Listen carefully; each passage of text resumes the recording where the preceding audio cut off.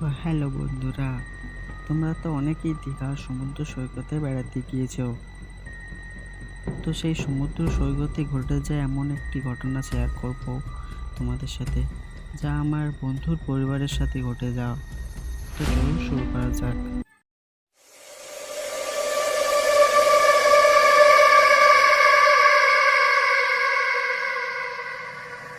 দীঘার এক দূরবর্তী গ্রামে বসবাস করত মিত্র পরিবার। তাদের একমাত্র সন্তান অর্পণ সমুদ্রের প্রতি এক অদ্ভুত আকর্ষণ অনুভব করত।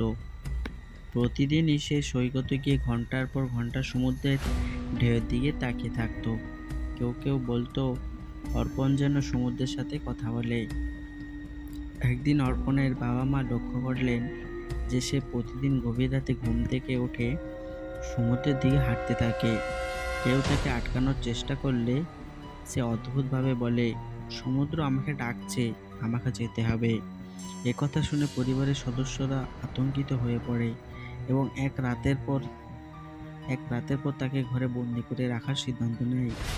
কিন্তু তার পরের দিন সকালে অর্পণকে আর ঘরে খুঁজে পাওয়া গেল না।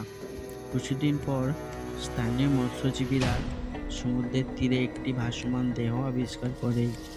দেহটি ছিল অর্পণের, কিন্তু তার মুখে ছিল এক অদ্ভুত শান্তির ছাপ।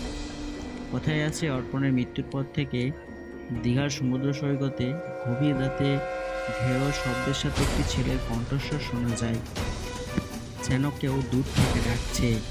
রাতের বেলা যারা এই ডাক শুনেছে তাদের কেউ পরে ফিরে আসেনি।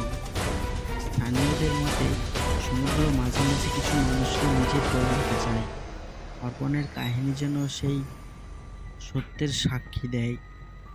এই ঘটনার পর থেকে দীঘা সমুদ্র সৈকতে রাতে কেউ একা যায় না, বিশেষত শিশুরা। কারণ কথায় আছে যে সমুদ্র শিশুদের প্রতি বিশেষভাবে আকৃষ্ট। স্থানীয়রা মনে করে সমুদ্র এখনও তার পরবর্তী শিকারের জন্য অপেক্ষা করছে। যারা এই ডাক শুনবে তারা আর কখনোই ফিরে আসবে না। তো বন্ধুরা, আমাদের এই ছোট্ট গল্পটি শুনলে আপনাদের কেমন লাগলো কমেন্টে জানাতে ভুলবেন না।